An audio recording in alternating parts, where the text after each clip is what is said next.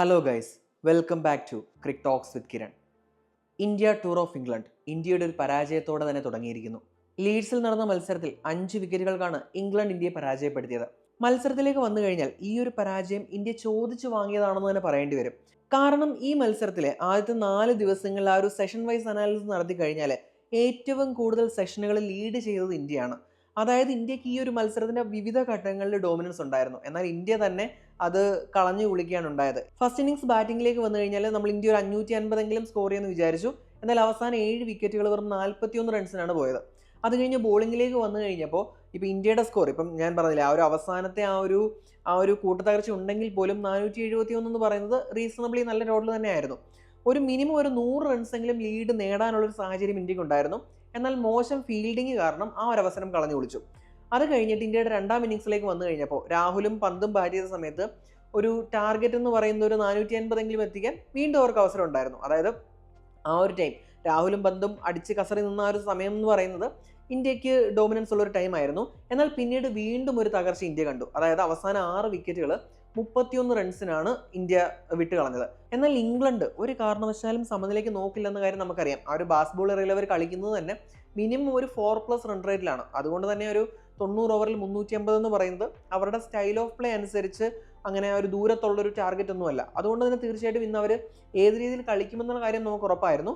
അപ്പോൾ ബുംറയ്ക്ക്, അതുപോലെ തന്നെ ബുംറയെ സപ്പോർട്ട് ചെയ്യാനായിട്ട് ബാക്കി ഇന്ത്യൻ ബോളേഴ്സിന്, അതുപോലെ തന്നെ ഇന്ത്യൻ ഫീൽഡേഴ്സിന് അവസരത്തിനൊത്ത് ഉയരാൻ കഴിയുമോ എന്നുള്ളത് മാത്രമായിരുന്നു നമ്മുടെ മുന്നിൽ ഉണ്ടായിരുന്ന ഒരു ചോദ്യചിഹ്നം. എന്നാൽ അതിന് കഴിഞ്ഞില്ല. ഇംഗ്ലണ്ട് വളരെ അനായാസം തന്നെ 5 വിക്കറ്റ് നഷ്ടപ്പെട്ടെങ്കിലും നമ്മൾ ആ ഒരു കളി കണ്ടു കഴിഞ്ഞാൽ ഏറെക്കുറെ അനായാസം തന്നെ ആ ഒരു സ്കോർ ചേസ് ചെയ്യാനുണ്ടായത്.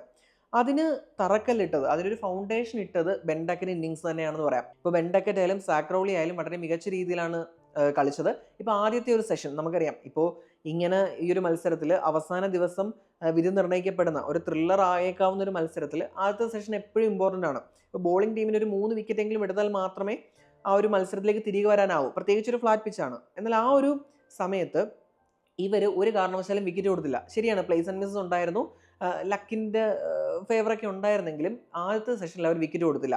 24 ഓവറിൽ 96 റൺസ് വിക്കറ്റ് നഷ്ടമില്ലാതെ എടുത്തതോടുകൂടി മത്സരം നമ്മുടെ ഇംഗ്ലണ്ടിൻ്റെ സൈഡിലേക്ക് തന്നെ പോയി. ഇപ്പം ഞാൻ പറഞ്ഞ പോലെ ഓപ്പണിംഗ് പാർട്ണർഷിപ്പ് എന്ന് പറയുന്നത് 188 റൺസിൻ്റെ പാർട്ണർഷിപ്പാണ്. ബെൻ ഡക്കറ്റ് എക്സലന്റ് ഇന്നിംഗ്സ് ആയിരുന്നു. 170 മുതൽ 149 റൺസാണ് ബെൻ ഡക്കറ്റ് എടുത്തത്. ആദ്യ ഇന്നിംഗ്സിൽ സെഞ്ചുറി അടിച്ച ഒലി പോപ്പിന് ഈ ഒരു ഇന്നിംഗ്സിൽ കാര്യമായിട്ടൊന്നും ചെയ്യാൻ കഴിഞ്ഞില്ല. അതുപോലെ തന്നെ ആദ്യ ഇന്നിംഗ്സിൽ 99 റൺസ് എടുത്ത ഹാരി ബ്രൂക്ക് ഗോൾഡൻ ഡക്ക് പോവുകയാണ് ചെയ്തത്. ഇവിടെ 2 വിക്കറ്റ്, അതായത് നമ്മുടെ ഡക്കറ്റിൻ്റെയും ബ്രൂക്കിൻ്റെയും വിക്കറ്റ് താക്കൂറിന് കിട്ടി. അതുപോലെ സാക്രൗളിയുടെയും ഒലി പോപ്പിൻ്റെയും വിക്കറ്റ് പ്രസീദിന് കിട്ടി. ബുംറയ്ക്ക് വിക്കറ്റ് ഒന്നും എടുക്കാൻ കഴിഞ്ഞില്ല. അപ്പം എന്തായാലും ഇപ്പോൾ ആ ഒരു ഫസ്റ്റ് വിക്കറ്റ് പാർട്ണർഷിപ്പ് കഴിഞ്ഞതോടുകൂടി മത്സരത്തിൻ്റെ വിധി ഏതാണ്ട് ഉറപ്പായിരുന്നു. എന്നാൽ അവസാന നിമിഷം ഇന്ത്യ കളിയിലേക്ക് ഒരു അവസാന നിമിഷം കുറച്ച് വളരെ ചെറിയ രീതിയിലൊരു ടെൻഷൻ ഒരു ഇംഗ്ലണ്ട് ക്യാമ്പിന് കൊടുക്കാൻ കഴിഞ്ഞതിലുപരി വേറൊന്നും ഇന്ത്യക്ക് ചെയ്യാൻ കഴിഞ്ഞില്ല. സത്യത്തിൽ ഇന്ത്യ ഒരുപാട് നിരാശപ്പെടുത്തുന്ന ഒരു പരാജയമായിരിക്കും അത്. ആദ്യ ഇന്നിംഗ്സിൽ ഇന്ത്യൻ ബോളിംഗിലെ ചുമനിലേറ്റിയ ബുംറയ്ക്ക് ഈ ഇന്നിംഗ്സിൽ വിക്കറ്റൊന്നും നേടാൻ കഴിഞ്ഞില്ല. ഞാൻ സൂചിപ്പിച്ചതുപോലെ തന്നെ പ്രസീദിനും ഷർദുൽ താക്കൂറിനുമാണ് 2 വിക്കറ്റുകൾ കിട്ടിയത്. രവീന്ദ്ര ജഡേജ 1 വിക്കറ്റ് കിട്ടി. അതുപോലെ തന്നെ മുഹമ്മദ് സിറാജ് വളരെ നന്നായിട്ട് പന്തെറിഞ്ഞു. അപ്പോൾ ഞാൻ പറഞ്ഞില്ലേ, ആദ്യത്തെ ഇന്നിംഗ്സിൽ ഫസ്റ്റ് സ്പെല്ല് ഒഴിച്ച് നിർത്തി കഴിഞ്ഞാൽ ഡീസൻ്റ് ആയിട്ട് തന്നെയാണ് സിറാജ് ബോൾ ചെയ്ത്.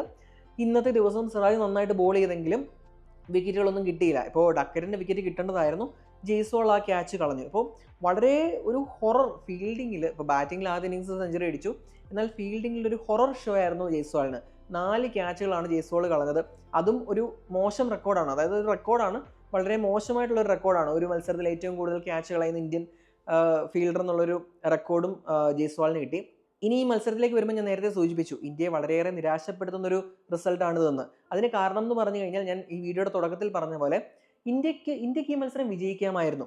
ഇപ്പോൾ പിച്ച് ഫ്ലാറ്റ് പിച്ചാണ്, അതായത് ബോളേഴ്സിന് അങ്ങനെ അധികം പിന്തുണയൊന്നും നൽകാത്ത പിച്ചാണ്. ഓവർ ഹെഡ് കണ്ടീഷൻ വരുമ്പോൾ മാത്രമാണ് അവിടെ ബോളേഴ്സിന് ആ ഒരു സ്വിങ്ങും എന്തെങ്കിലുമൊക്കെ ഒരു പിന്തുണ പിച്ചിൽ നിന്ന് ലഭിക്കുന്നത്.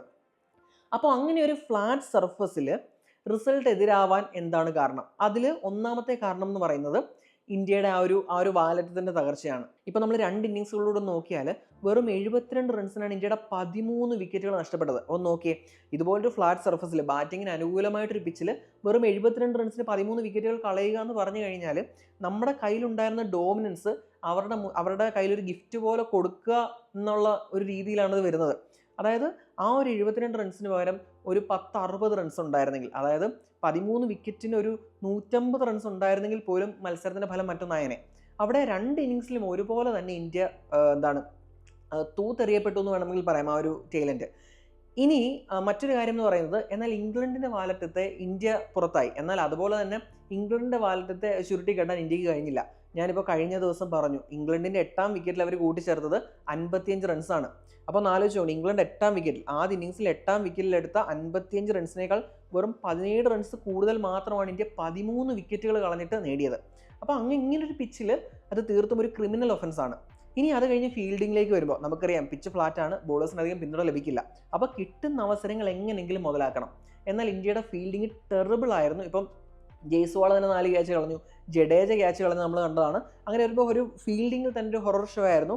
ഇപ്പോൾ ആദ്യത്തെ ഒരു ഇന്നിങ്സിൽ തന്നെ കൃത്യമായിട്ട് ക്യാച്ചുകൾ എടുത്തിരുന്നെങ്കിൽ ഒരു 100-120 റൺസിൻ്റെങ്കിലും ലീഡ് നേടാമായിരുന്നു. അങ്ങനെ വന്നാലും മത്സരഫലം മറ്റൊന്നായനെ. ഇനി ശുഭ്മാൻ ഗില്ലിൻ്റെ ക്യാപ്റ്റൻസിയെ പറ്റി പറയുകയാണെങ്കിൽ, നമ്മളത് ടു എയർലി ടു ജഡ്ജ് ആണ്. കാരണം ഒരു യങ് പ്ലെയർ ആണ്, ആദ്യമായിട്ട് ഇന്ത്യൻ ടെസ്റ്റ് ടീമിൻ്റെ ക്യാപ്റ്റൻ ആവുന്നു. അപ്പോൾ നമ്മൾ ഇപ്പോൾ ഒരു മത്സരം വെച്ചിട്ട് ജഡ്ജ് ചെയ്യുന്നതിൽ അർത്ഥമില്ല. പിന്നെ ചില പ്രശ്നങ്ങൾ തീർച്ചയായിട്ടും ആദ്യത്തെ മത്സരങ്ങളുണ്ടാവും. അത് മാത്രമല്ല, ഇപ്പോൾ ഇന്നത്തെ ഒരു മത്സരം നോക്കിക്കഴിഞ്ഞാലും ബോളിനെ ചേസ് ചെയ്യുന്ന പോലെയാണ് ചില സമയം ഫീൽ ചെയ്തത്. അതായത് ഇപ്പോൾ നമ്മൾ ചില മത്സരങ്ങൾ കണ്ടിട്ടില്ലേ, ഇപ്പോൾ ഒരു സൈഡിലേക്ക് ഒരു ബോളിൽ ഒരു 4 പോവും, അല്ലെങ്കിൽ ഒരു ബൗണ്ടറി പോവും. അപ്പോൾ അവിടെ ഫീൽഡറെ നിർത്തും, അപ്പോൾ അവർ മറ്റേ സ്ഥലത്തോട് അടിക്കും, അപ്പോൾ അവിടെ നിർത്തും. ആ രീതിയിൽ ബോളിനെ ചേസ് ചെയ്യുന്ന രീതിയിലുള്ള ചില മിസ്റ്റേക്സ്, ചില ഇത് കണ്ടു. അതായത് കവറിലൂടെ 4 പോയപ്പോൾ അവിടെ ആളെ കൊണ്ട് നിർത്തുക. അങ്ങനെ നിർത്തി കഴിഞ്ഞാൽ ആ ഒരു ടാക്ടിക്സ് ഒരിക്കലും എഫക്റ്റീവ് ആയില്ല. അത് ബാറ്റിംഗ് ടീമിനെ കൂടുതൽ പിന്തുണയ്ക്കുകയുള്ളൂ. കാരണം അവർ അടിക്കുന്നിടത്തൊക്കെ പോയി ഫീൽഡറിനെ നിർത്തുക എന്ന് പറഞ്ഞു കഴിഞ്ഞാൽ അവർ വേറൊരു ഗ്യാപ്പ് നോക്കി അടിക്കും. അപ്പോൾ അങ്ങനത്തെ ചില ഇഷ്യൂസ്. പക്ഷേ ശുഭ്മാൻ ഗില്ലിനെ നമ്മൾ റേറ്റ് ചെയ്യാറായിട്ടില്ല. പക്ഷേ ഇന്ത്യൻ ടീമിൻ്റെ ഫീൽഡിംഗ് എന്ന് പറയുന്നത് ടെറിബിൾ ആയിരുന്നു. ഇനിയിപ്പോൾ എന്തൊക്കെ ട്രാൻസിഷൻ ഫേസ് ആണെന്ന് പറഞ്ഞാലും ഇതുപോലെ മോശം ഫീൽഡിങ്ങിനെ ന്യായീകരിക്കാൻ ഒരു കാരണവശാലും പറ്റില്ല. കാരണം ഫീൽഡിംഗ് എന്ന് പറഞ്ഞാൽ ബേസിക്സ് ആണ്. ഇന്റർനാഷണൽ ക്രിക്കറ്റിൽ വളരെ ബേസിക് ആയിട്ടുള്ള കാര്യങ്ങളാണ് ക്യാച്ച് കൃത്യമായിട്ട് എടുക്കുക എന്നുള്ളത്. ക്യാച്ചസ് വിൻ മാച്ചസ് എന്നാണ്. ഇവിടെ ക്യാച്ച് കളഞ്ഞു, മത്സരം തോറ്റു. അതുപോലെ തന്നെ വാലറ്റം, ഇന്ത്യയുടെ വാലറ്റം ടെറിബിൾ ആണ്. ഇപ്പോൾ നമ്മളിപ്പോൾ ഓസ്ട്രേലിയയുടെ കാര്യം പറഞ്ഞു കഴിഞ്ഞാൽ അവിടെ എന്താണ്, പാറ്റ് കമിൻസും അതുപോലെ തന്നെ മിച്ചൽ സ്റ്റാർക്കും നഥാൻ ലിയോണും ഉണ്ട്. ഇപ്പം WTC നേടിയ സൗത്ത് ആഫ്രിക്കയുടെ കാര്യം നോക്കിക്കഴിഞ്ഞാൽ കഗിസോർ ബാർഡെ ഉണ്ട്, കേശവ് മഹാരാജ് ഉണ്ട്. ഇപ്പോൾ ഇവരുടെ ടീമിൽ ഈ ഒരു മത്സരത്തിൽ ടങ്ക് വരെ 11 റൺസ് എടുത്തു. എന്നാൽ ഇന്ത്യക്ക് അത് കഴിഞ്ഞില്ല. അത് വളരെ വലിയൊരു പ്രശ്നമാണ്. ഇപ്പോൾ ബാറ്റിംഗ് സ്ട്രെങ്തൻ ചെയ്യാനായിട്ട് കൊണ്ടുവന്ന ഷർദുൽ താക്കൂറിനും ഒന്നും കഴിഞ്ഞില്ല. ആദ്യത്തെ ഇന്നിങ്സിൽ അടി വാങ്ങുകയും ചെയ്തു. രണ്ടാമത്തെ ഇന്നിങ്സിൽ 2 വിക്കറ്റ് ഇട്ടു. എന്നാൽ പുള്ളി ആ ഒരു ബോളർ എന്ന രീതിയിൽ അധികം യൂസ് ചെയ്തതുമില്ല. അങ്ങനെയൊക്കെ കുറേ പ്രശ്നങ്ങളുണ്ടായിരുന്നു.